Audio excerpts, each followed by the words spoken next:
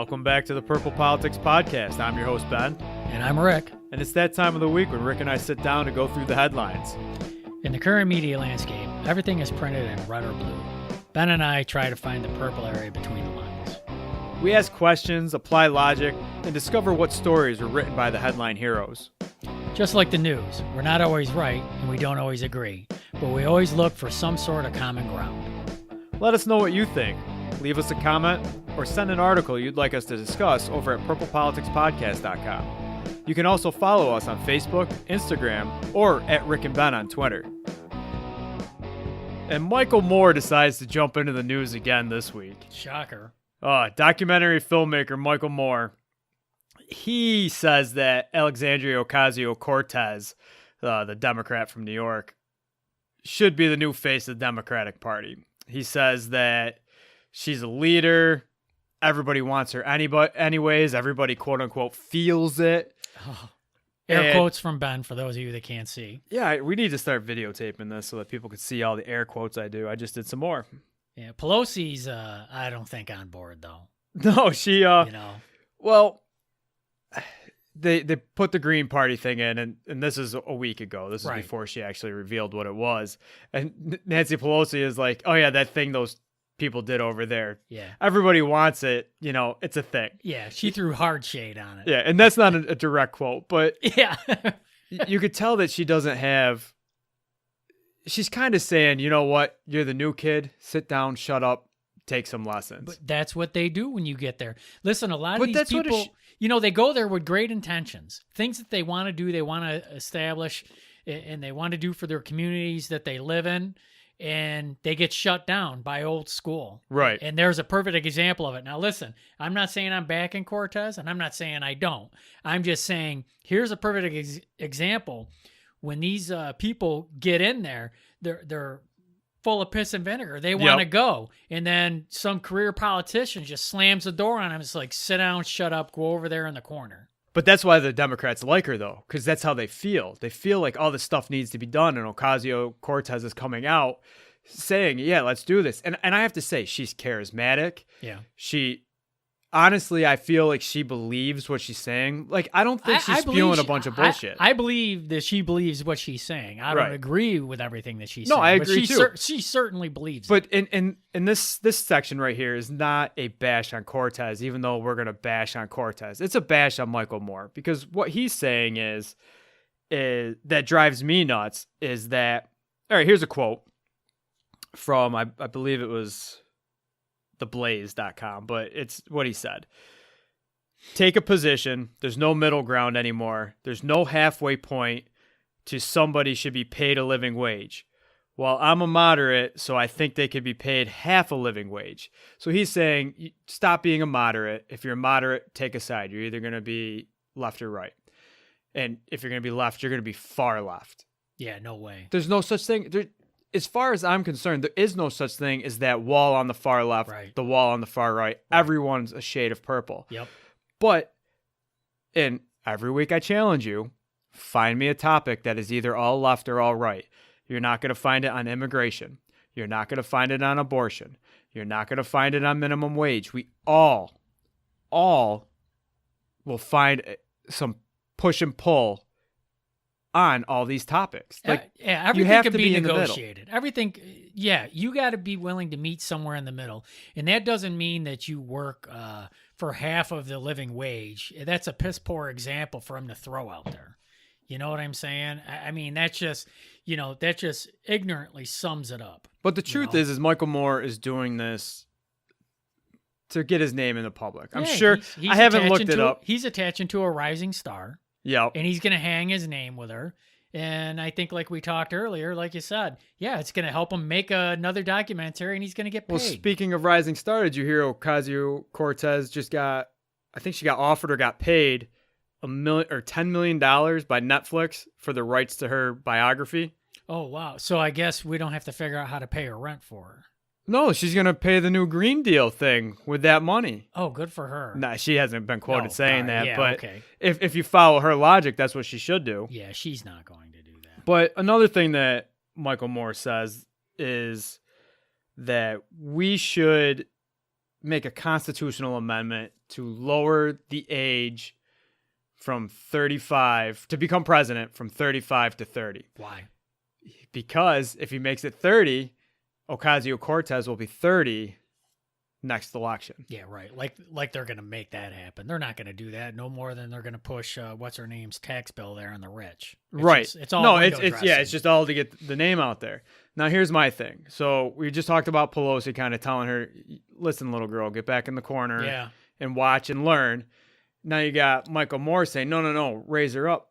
Let's bring the age limit down." She needs time to like understand what's going on, and she's just coming from her party. She is not here for America. All right, I'm not afraid to say that right now. She is only here for the socialist left. Yeah, and that's what she wants. Which we'll see if she gives her $10 million away. Yeah, she's not. That'll tell a story right there. But on top of this, and this is where Michael Moore becomes my headline hero of the week, even though he's not running a news program, but he does do documentaries, so he should do research. He should be knowledgeable about things. He said on an interview for MSNBC that, and I'm going to play the clip just after this, the reason our forefathers I can't even say it without laughing, the reason our forefathers decided that 35 was the age for the presidency was because we only lived to be 38 to 40 years old. That was our average life expectancy. The truth is that, yes, they did say that, and it kind of was because of the 38 to 40, but that meant that those were our elders, full of wisdom. So, really, it should be older. Yeah. Well, yeah, if you follow his philosophy, he just went the wrong way, which tells me he didn't put a lot of thought into it, or he was just trying to spin it down. So here's the clip. We'll play the clip right now. It's too bad that you have to be 35 to be president. You know, that we put that in the Constitution, the Founding Fathers, because people died at 38 or 40 back then. You know, we need to lower that. But you can hear it there. Like, he actually believes what he says. Yeah. Well, you know what? If he had some other things in front of him and he actually looked a little harder and a little deeper, you know, maybe he changed his opinion. You know, I don't know. He's obviously on the left. He's been on the left. You know, he's never going to agree with Republican or somebody that's really far right. It's just not his style. It's not his speed. You know, if you had it up to him, there'd be no guns. Everybody would pay a huge amount of taxes, but pay for nothing else. And everybody would live an equal life, no matter how hard you worked or even if you worked. And here's Ben's the asshole segment. We are not equal. No. Now, equality is not based on skin color. Equality is not based on gender. To me, equality is based on what you do, how you act, and who you are. So if you're just going to be some asshole that sits in his house, drinking beers, playing video games, doing absolutely nothing other than that. There's a lot of them. There is a lot of them. You are not worth the same as that person that has gone around and sacrificed everything to help other people. Right. And I don't care what you say. It's true. Yeah. So why should you get the same amount as that other person? And the truth is that other person that's doing all that stuff isn't getting what they deserve because we don't value that. Right. So I will say that the system is messed up, you know, basing value on things, but there's other things. I'm a tractor trailer driver. I make pretty good money where I'm at. I can't come into where I work on day one of my tractor trailer career. I had to put in X amount of years just to get this job. Then I had to go through a week's worth of testing to get the job. And now it's harder to keep my job. Any little thing I do, I lose my job. So why does a person working in the office at that place deserve as much as me when I can hire somebody straight off the street at 18 years old to do that job? So here's the philosophy, okay? And I want you to look at it in these terms. You have an airplane full of people. You've got a pilot that's been flying for 30 years. Now, you get him, or you get the guy fresh out of flight school. But they're doing the same job, Rick. Well, but by their philosophy, they should get paid the same. That's what I'm saying. They're doing the same job. So if I have a choice, guess what plane I'm getting on? Exactly. Guess what plane I'm not? There is common sense here, and you know, in a lot of theory, theory, but there's not a lot of here's the other common thing. sense. You know what? He's going to the same place as the flight attendant. Why doesn't the flight attendant make the same amount as the pilot?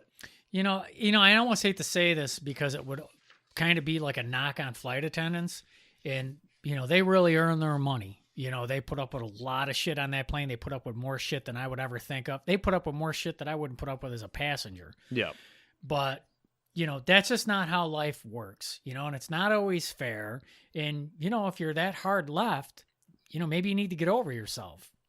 Listen, life don't meet you halfway. You Right. have to go out and get it. So if you expect to sit in your living room on your couch, smoking weed, playing video games, and decide, tomorrow I'm going to go get a job and make 150 grand a year, you're in for a rude awakening. It ain't happening. Well, let's give Michael Moore the benefit of the doubt for a minute. Do we have let's to? Yeah, we do. So we always do. That's part of being purple. So he wants Alexandria Ocasio-Cortez to be the next president. I'm fine with that. I understand where he's coming from, money.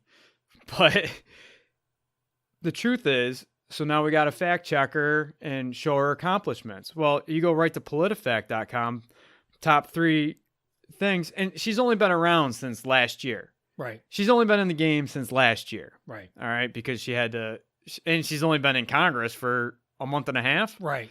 So in this time, since she's been out, she's claimed that ICE is required to fill 34,000 beds with detainees every single night, and the number has only been increasing since 2009. PolitiFact. False. Ocasio-Cortez tweeted $21 trillion in Pentagon accounting errors. Medicaid for all costs $32 trillion, or less than $32 trillion. That means 66% of Medicare for all could have been funded already by the Pentagon. PolitiFact found that to be false. In fact, they found out that data suggests that the Pentagon hasn't spent $21 trillion in the entire history of the Pentagon. It's crazy. So she said 32 trillion or 21 trillion, and they have never even spent that, let alone done accounting errors of 21 trillion. Right. She also said, this is also from PolitiFact, just last year we gave the military $700 billion budget increase. That's the entire budget for the national defense. I was just going to say, isn't that the entire budget? Does she think that national defense only goes to military? Well, she's going to be the next president, according to exactly. Moore. Should be. And my favorite, and this goes to why she's a socialist, because she doesn't fucking understand economics or reality. Unemployment is low because everyone has 2 jobs. Well, if everybody has 2 jobs, then that means a lot of people are working. Yeah. And that there's so many jobs that people can have 2 of them.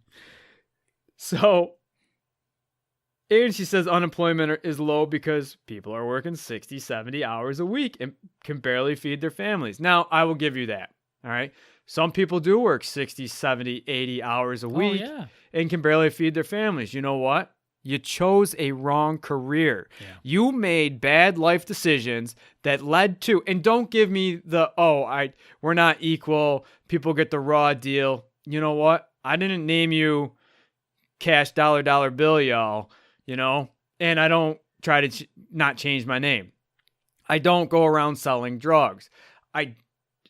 There are things you can do, and I get it. It may be a little bit harder for you to get out of the situation you're in, and everybody listening knows exactly what I'm talking about and who I'm talking about, and right. You guys can give me shit all you want. But you make a choice, and then you go by that choice, and you reap the consequences. So if you have 2 minimum target jobs, that's your fault. Yeah. And there's no reason somebody stocking shelves at Target should make the same amount as the manager at Target, and that manager at Target shouldn't make the same amount as the guy driving the product to the Target, and the guy driving the product to the Target shouldn't be making the same amount as the guy who just fixed the heart of the manager at Target. Yeah. There are reasons why people make more money. But why don't we look at some of the achievements that Ocasio-Cortez has done? CNN listed a number of Ocasio-Cortez's achievements. Now, she's only been in office for a month and a half, and she totally deserves to be the next president because she became the youngest member of Congress at 29. Yeah. She had, and if she doesn't get presidency for this, she gained a total number of Twitter followers that's bigger than the House Speaker Nancy Pelosi's Twitter followers. Well, nobody wants to hear Nancy Pelosi, so that, she needs to raise the bar there in comparison. She was also named, and this is actually an achievement, the House Financial Services Committee and the House Oversight Committee. So she has done two things. Sounds like a president to me. Exactly. Like, why? What qualifications, other than she has some shitty ideas that are going to destroy the country, in my opinion, why does she deserve to be president? She doesn't. No more than anybody else. I think the right to the presidency is earned. I don't think it should be gifted. I think that's why you have to run. And you know what? If that many Democrats want to help her and elect her, that's their business then. Go for it. Over on our Facebook page, just to bring this back to Michael Moore, I did put out a post out there, and I stand by it. I just wrote, Michael Moore is completely wrong. There is a middle ground to every topic: living wage, abortion, immigration, etc. If everyone in the center goes completely far left or completely far right, there will only be war. This war is a war that Mr. Moore will surely not fight. But Mr. Moore will surely make money off the documentary after the end of the war. Absolutely. Absolutely. It won't be much of a war because if you follow him, you wouldn't have any firearms. Yeah, you won't have any guns. So I mean, it'll be a short fight. You're going to hurt our feelings? So when you think about it, left mainly does not want any kind of firearms. Right wants every firearm known to mankind. So if they went to war with each other, it'd be a significantly fast fight, I would think. I totally agree, but I also think that the left will go against all their beliefs, get guns to justify their actions, because of a war, which will just prove the right. You're right. About the guns, yeah. Because that's what we won't get into gun control right now. Yeah, no, it's not worth it. Let's get into something that brings us to the left side a little bit, because we don't always agree. Well, we usually don't agree with Bernie Sanders because he's another one that's on the socialism thing. Well, Bernie wants everything for everybody and has no way to pay for it. And when he comes up with some cockamamie scheme, listen, he's been doing this for decades. So it's not like, Cortez, who's only been around for a few months. Bernie's been beating the same drum, no success. And I saw some polls out on CNN the other day as far as people that their percentages was high. And you know what? Bernie Sanders was one of them. Yeah. He was higher than anybody else running in the Democratic Party except for Joe Biden, because they put up the lady from California. She was up there. They put up who's the lady who claimed to have a Native American background? Oh, we were just talking about it last week. She was up there. Bernie Sanders blew them away. Did you hear Trump made a tweet about the Trail of Tears with her? No, I did see some tweets. He's had a few on the day. But yeah, he's like, see you on the trail, capital trail. Yeah. Campaign trail, yeah. But he capitalized trail. We all know what you're saying. Yeah. And that I will, being from a Native American town, I am not Native American. Don't anybody try to say I'm claiming that. But I can just see them cringing right now. Oh, and some of them being offended. But yeah, for sure. But well, he's gonna offend anybody he wants, and he doesn't care. He's not gonna give a shit. He doesn't have to care. But going back to Sanders, with his time out there, every once in a while he says something where I'm like, you know what? I agree with you, bud.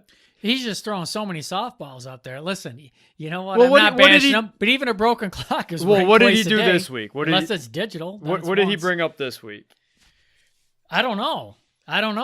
The prescription drugs. Oh, yeah. All right, go ahead. So Sanders found out that Catalyst was going to set the price of some drug at like $375,000, and many patients would suffer or die as a result of this price.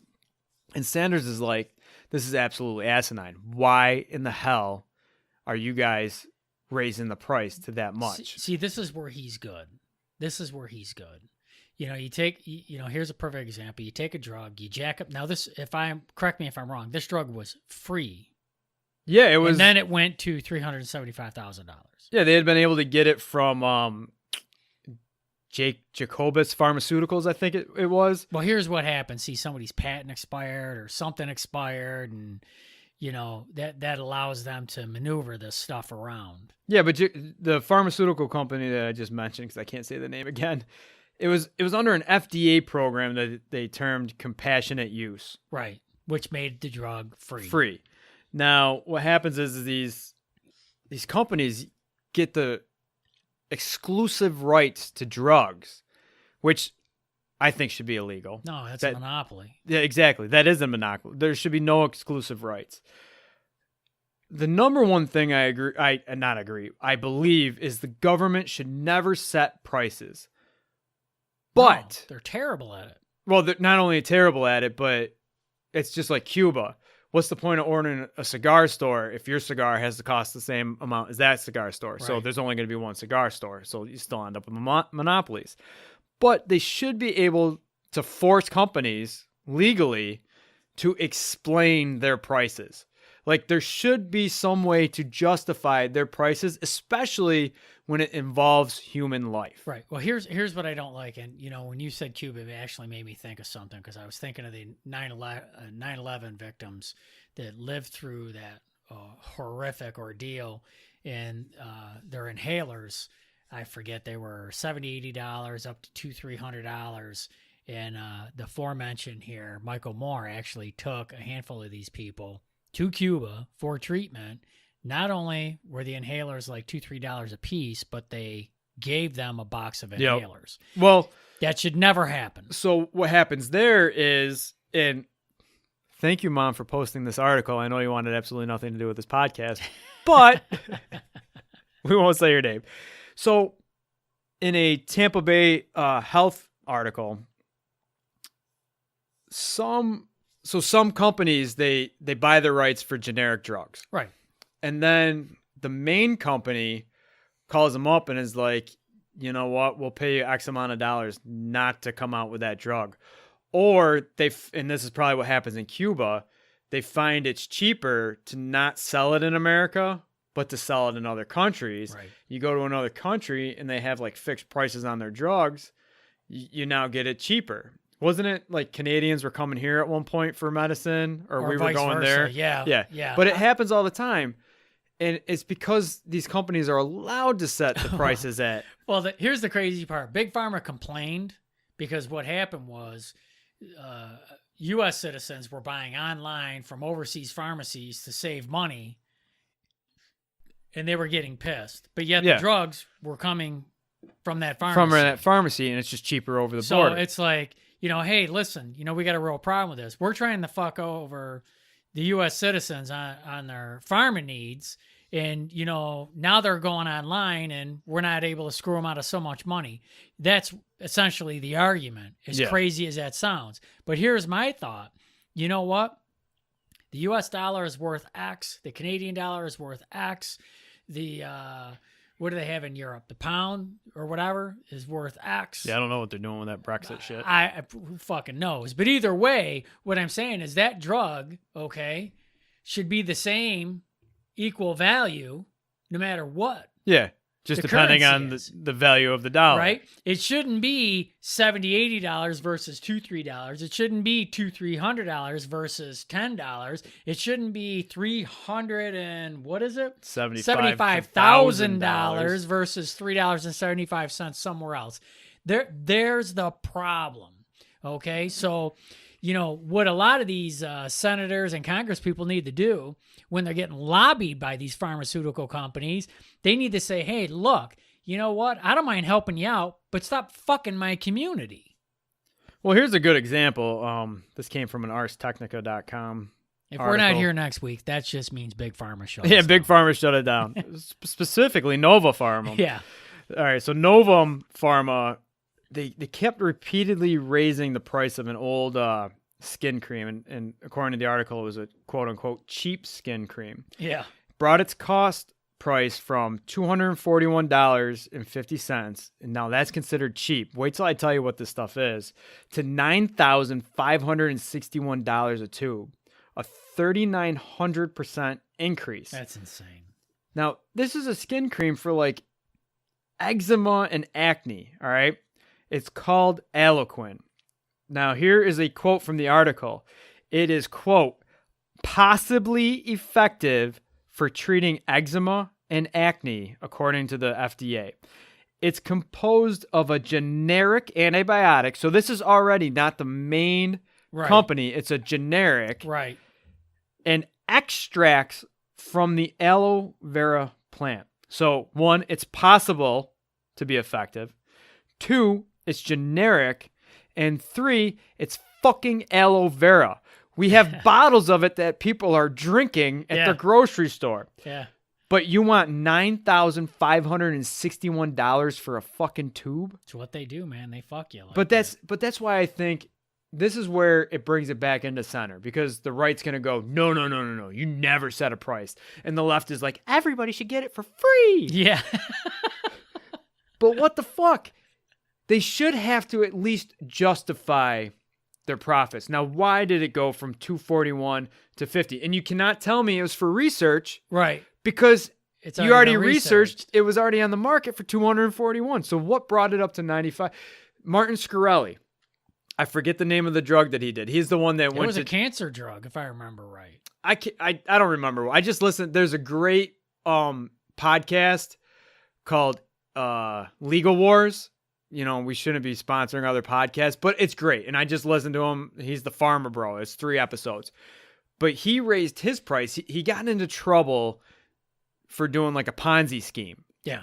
And he slowly dug himself out of that, but by making money out of that, he ended up buying these pharma companies, and then he got kicked out of the one pharma company and bought another pharma company. And then when he bought that pharma company, he raised the price of this one thing, and it was only to offset. It was partially to offset, but only to like make his ego bigger. Yeah. And until he went to jail, he didn't realize what he was doing. And now he genuinely seems like regretful, but he was so big on just being the big man on campus, because he was a young guy. He was like 30, 35, something like that. Old enough to be president. Old enough to be almost. He may not have been. Yeah. By the time he went to jail, maybe. Yeah. But I think he was only like 25 when all of this started. So he's raising prices of medicine for no other reason than for his big head. Right. So you have to I see no problem justifying why, especially if you're a monopoly. And you cannot tell me that, and there's no reason that these companies should be a monopoly. And I have a simple answer for all this. Answer for all this. Make it quicker to get generics out there. Number 1. 2, when somebody applies for the generic licensing, say, you know what? Here's your license, Rick. I'm totally fine with you making this aloe vera skin cream for $250. You now have X amount of days to get it on market. So you can't get the patent for the generic and then sit on it so that the main company can still make the most money. Lastly, no exclusive rights after a year or whatever you feel. I get that you put a lot of research in it and you got to recoup your money. But it's just like we talked about in MRIs last year on the podcast. There is no reason that they should cost that much. You know, the research has already been done. They cost so much, you've already recouped your goddamn money. Right. There's no reason that it should cost that much. So after so long, these pharmacists, or not pharmacists, I'm sorry, all pharmacists out there, these pharma companies should no longer have exclusive rights. And then boom, you're out on the market. It now becomes an economics factor, how economics works, and economics will figure everything out. You know, the problem we're having now with economics is we are now in a macroeconomics when we were used to be so used to a microeconomics. So now we're on this global thing. So now everything is tweaking out to fix so that everything globally is the same. In some countries still have slavery, China.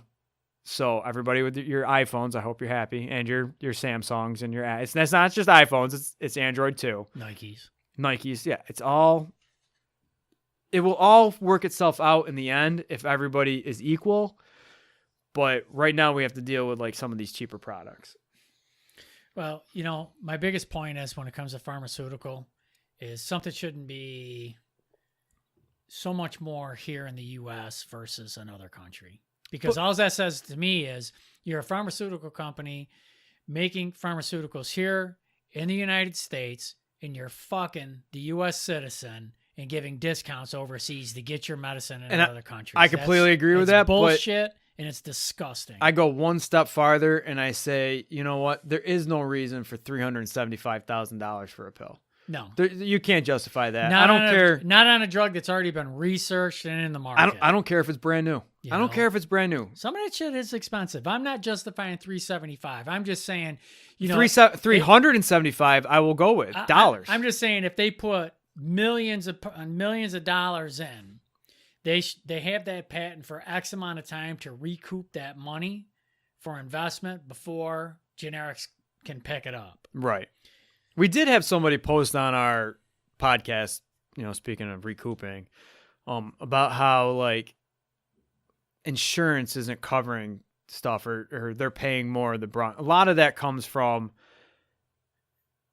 the cost is so much for these drugs now that they have to pass the burden on to you. Yeah, absolutely. You're paying it in your premiums. Here's what happens. All right, they make the drug.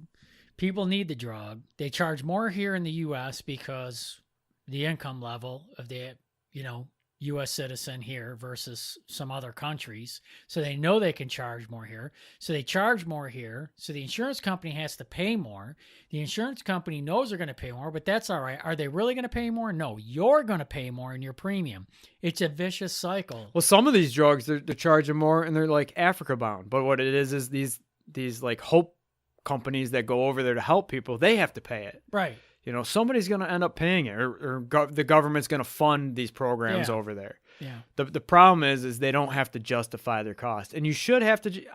I totally agree. They should agree. have to justify the cost. So You don't want to justify the cost? Don't be in the pharmaceutical business. Going way back to the beginning, I actually agree with Bernie Sanders on something. Like, I don't know if he wants everything lowered, but I agree that they should have to come before a panel and be like, it costs this, we did this, we need this.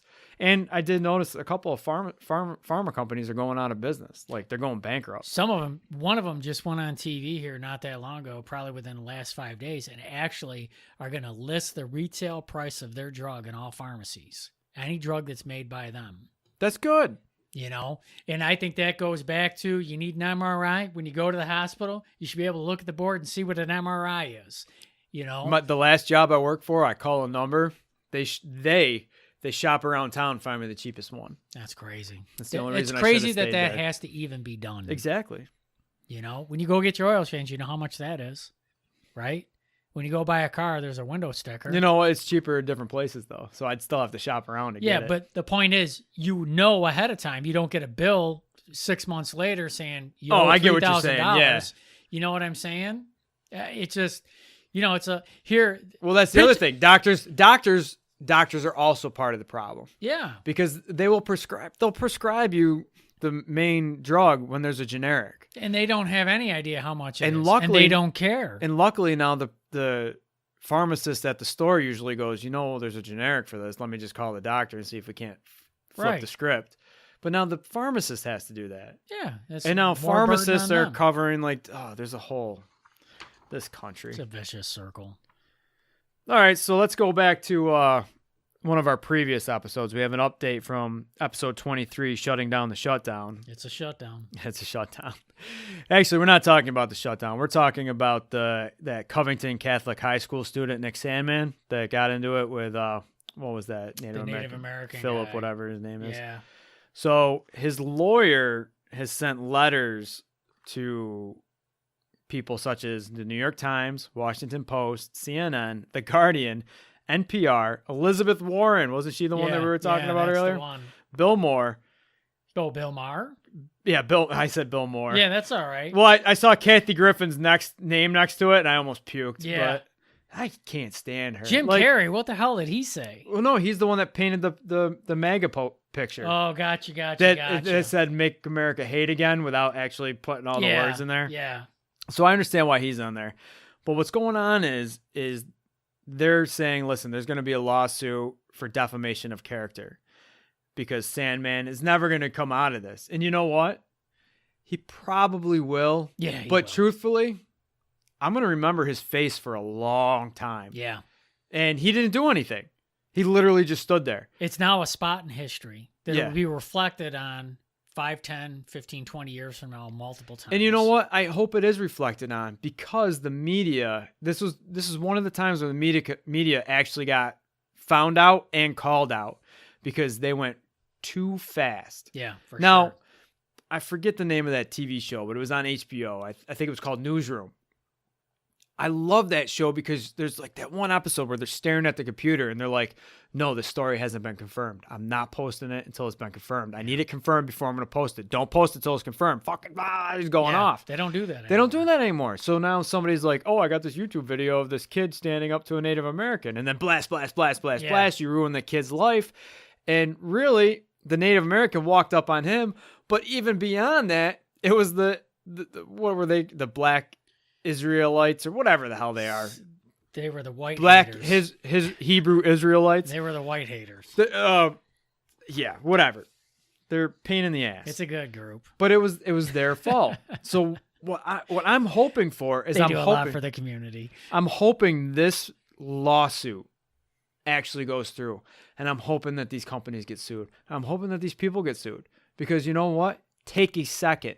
We wait a week before we post anything. So Right. I get it. You listen to this episode and you're like, well, they've already talked about this. Yeah. But you know what? You're listening to one side, somebody's listening to the other side. We're trying to bring both sides together and Right. figure out what's actually going on in the middle. Yeah, and we're not trying to be the first to report it. We would love to be the first to report it, but we also are more concerned with being accurate than being first.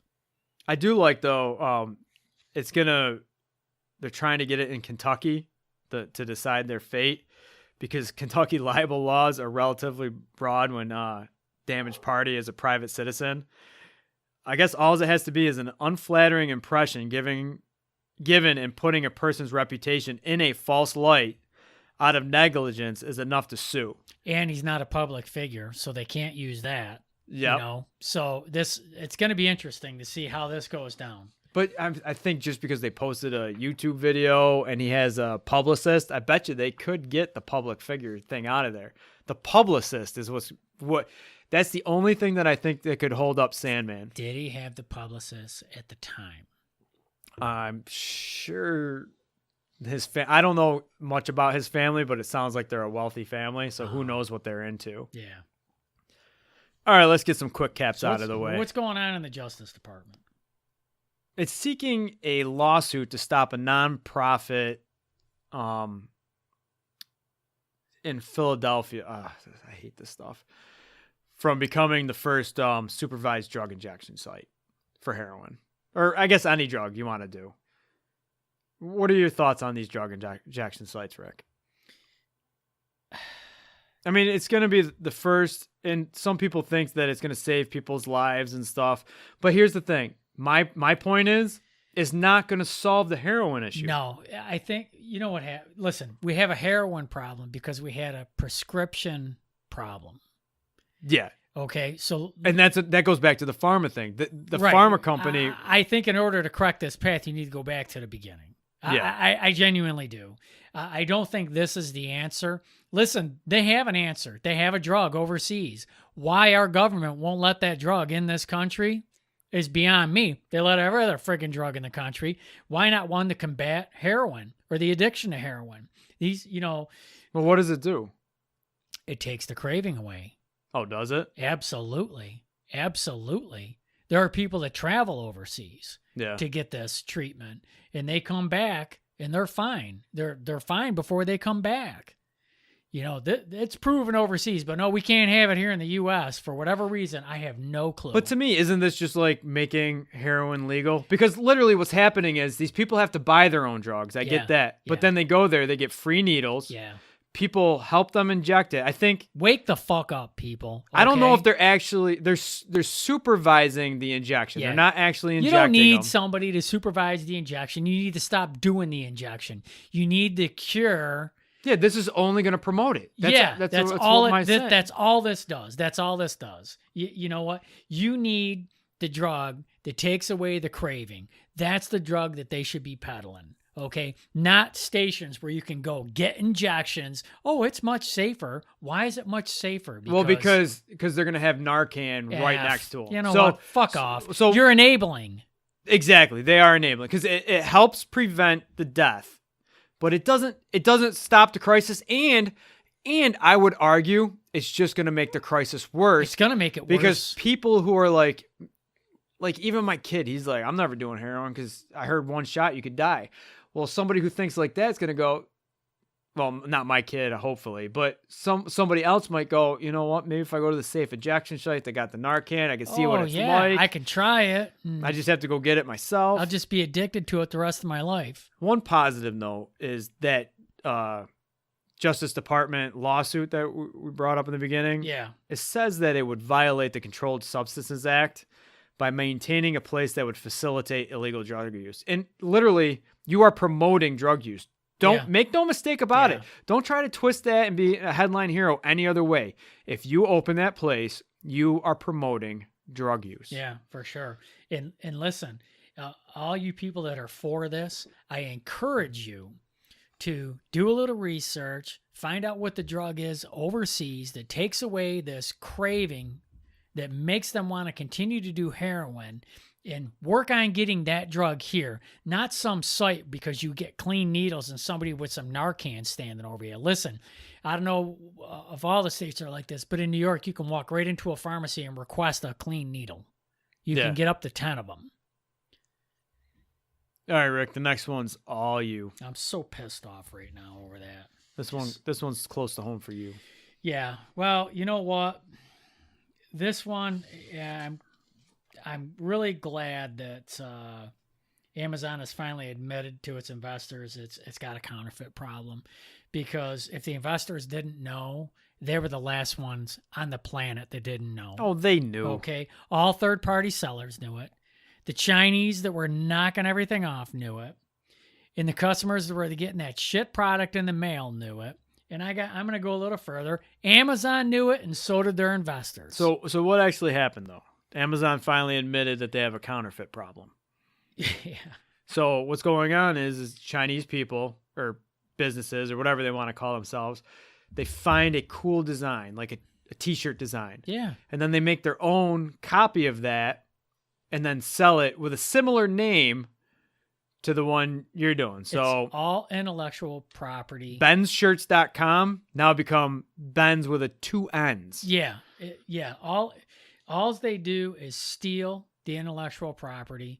This is one of the things that the president's bitching about. Yep. And this is one of the things I can get behind him on, being affected by this. I've personally probably lost somewhere better than $250,000 from counterfeits. Yeah. You know? And what happens when Amazon closes down one? Just 5 more, literally 5 to 10 more pop up. They just pop up. The more you complain, the more that pop up. But, my understanding is, Amazon has gone out and went as far as to buy cargo ships to ship this shit into the United States. Now, I'm not trying to put you on the spot here, but I'm sure people have already figured this out. It's obviously happened to you. Oh, it's definitely happened to me. Yeah, without a doubt. Because people who've listened to the podcast know that you're a business owner. You're not absolutely. just a lowly truck driver like me. Yeah, I wish I was a truck driver because I wouldn't have to deal with this. But so what did Amazon say when you were like, dude, these people are stealing our products? Yeah, got to prove it. So what you have to do, here's what you do. So then you buy one from the counterfeit seller. Give them money. Give them money. Because they're from China, it could take 2 weeks to come. By the time your product comes, if they haven't been shut down and opened up under a different name, you're going to have to do the process all over again. And in all fairness, I don't want to just slam Amazon, okay? Because as a third-party seller, they will do some tremendous things for you, right? Okay, and I really don't think that they anticipated that this was going to happen. But how they handled it and their process that was in place was just an epic fail. So they did try several different things to try and, calm this down, and nothing really seemed to work. And it's to the point now where, everybody knows it. It's almost like you're the clown at the circus. Right. Everybody knows you're a clown. You look like a clown. You're doing clown things, and somebody actually calls. It doesn't take somebody to actually call you a clown before everybody realizes you're a clown. But they really didn't do much or admit much until companies like Birkenstock and Mercedes-Benz. And let me tell you something. They fought with Birkenstock. Birkenstock said, we're going to pull all our shit, and Amazon said, go ahead. But and the same thing with Mercedes-Benz. But I bet you, and not Bezos, but one of his little accountants looked down at the list and was like, you know what? I get it. Birkenstock is going to pull their stuff. Mercedes-Benz is going to pull their stuff. But look at all these other people that used to be Prime. Because Prime, you have to do a bunch of extra shit to be part of Prime. All these people who are like, you know what? We're not dealing with your bullshit anymore. We're just going to go over to Etsy, sell on Etsy. Or back to eBay. Because this happened to eBay. Sell on our own website. This happened to eBay. eBay said, we're too big to fail. And all the counterfeiters got on there, and it really hurt them. eBay learned their lesson. Now, if I was Amazon, I'd be looking at eBay going, okay, this happened to them. How did they recover? How did they weed this out? How did they make it better?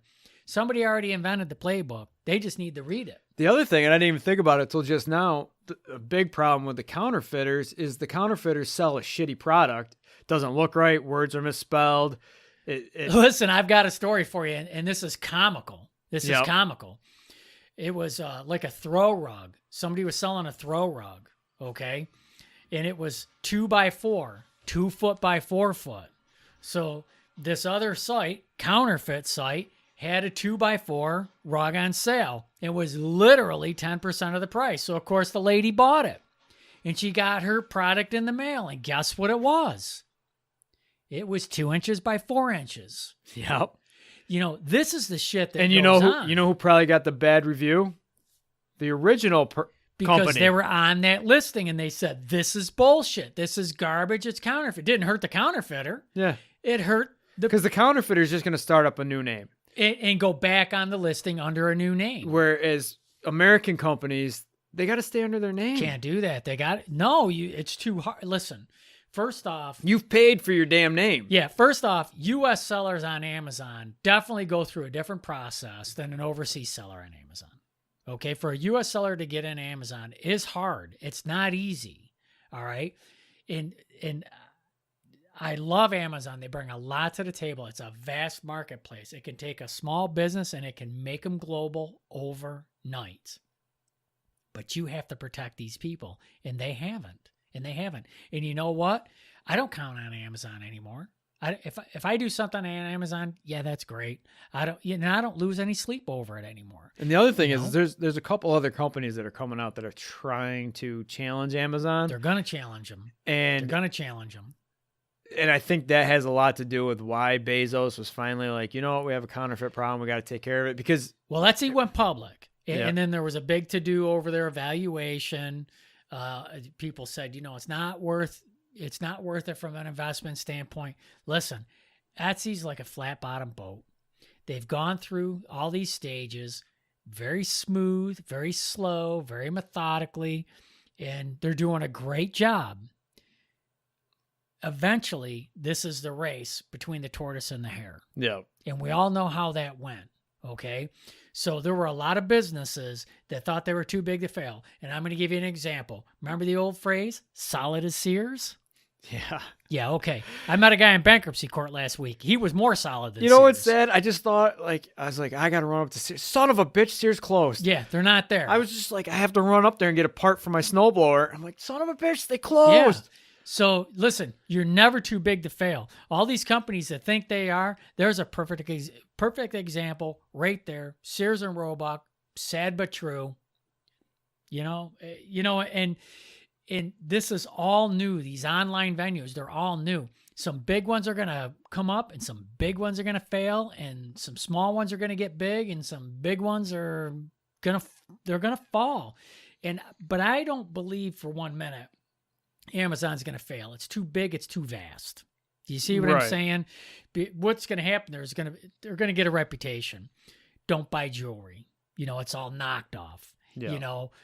You really got to pay attention to where the seller is, or You can't even go with, I'm going to buy Prime now, because here's what happens. Let's say you're selling, let's keep it something simple. You're selling number 2 pencils. I'm selling number 2 pencils, and we want to be Prime. You send your pencils in, I send my pencils in. When the buyer comes and say he buys it from you, they reach into the same box of pencils. Yeah. So if I'm putting shitty pencils in, and they go to Ben's Pencils and buy some number 2 pencils, but they grab my box of pencils, which I know are counterfeit, and they get them, you get the shit feedback, my friend. Yeah. Even though they sent you somebody else's product. Exactly. All because you were the order number that's on the bill. Because when it's a shared listing, all the product is together and it's mixed. It's not like something where it's a one-off, you know? So real quickly, we're at the end of the show. National Rifle Association, through its spokesperson, Dana Loesch, or however you say your name. I think that is how you say it. Are declaring Kamala Harris presidential candidacy, quote, an existential threat to our Second Amendment. Now, I get these people want to get rid of guns, but if you watch this video, which I'll try to find it and put it up on this the show notes for this page. Also, that Michael Moore video will be on the show notes for this page. But if you watch this video, she's basically saying that Kamala Harris is going to destroy America. She's basically calling her Satan. If you watch this, it's crazy. And then she's almost demanding that people join and donate to the NRA. And I guarantee a bunch of people just fucking... Oh, they will. Look at all the people that donated for Trump's wall. It's just a recruitment Where'd that money tactic. go? Where'd that money go? I heard they weren't allowed to use it. Really? What's it called? I don't know. That site where you can send people money that they need money. Oh, so so they shut it down? Well, the government was like, yeah, you can't use that money for... I don't know the whole story, but that's what I heard. I didn't mean to get off topic. But the truth is this was just a tactic to get more money for the NRA. Absolutely. But they got to run their political ads too. If your idea is to keep Kamala out, the money that the NRA gets, you'd think it just goes into like the fat cat's pockets. They actually spend a lot of money that they get. Like more than you guys buy that pink stuff for cancer. Yeah. Well, they only spend like 2% on cancer. Yeah. NRA spends a lot of money. They got a lot to lose. But they spend it on what they call independent expenditures, which are advocating for elections and campaign ads and stuff. Yeah, they want people in that support the Second Amendment and the right to carry any weapon ever made. So since 1998, they've spent $144.3 million on outside spending, such as quote unquote independent expenditures, which we just talked about are like ads and stuff. But these ads, this was my favorite part of my research, and I got this from, love it, PolitiFact. God, this should be the Purple PolitiFact podcast. Yeah. But much of these ads that they're doing, like you watch those ads and they were promoting Trump, and you're like, these motherfuckers promote Trump, and Trump's dealing with the NRA, blah, blah, blah. He's in the NRA's pocket. A lot of the time, the people that they got the ads for don't know that they're running them. Right. They run them on behalf of who they feel will best represent them. Absolutely. And they don't ask permission, which I will say kind of should make you feel better if you're on the NRA's side about who they're promoting, because that person hasn't asked them to do it. They may, some of them may have, but for most of them, they're not asking permission. They're just like, we don't like Kamala Harris, vote for Trump. Right. You know? Absolutely. And that's what they're going to do this election. They're not, listen, the NRA's, that would be very rare for them to back a Democrat. Just because the liberal point of view is, I don't know, we don't need guns, or we should settle it with sticks. Sticks and stones break my bones. No, we're not allowed to say that anymore. Because names will hurt us. Oh, yeah. All right, on that note, that's our show. I'm your host, Ben. I'm Rick. Remember to subscribe to the show on whatever podcast platform you found us. Please rate and review. You can find us at Politically Purple. We're on Facebook and Instagram. We'll talk to you next week. Hey! not hump day.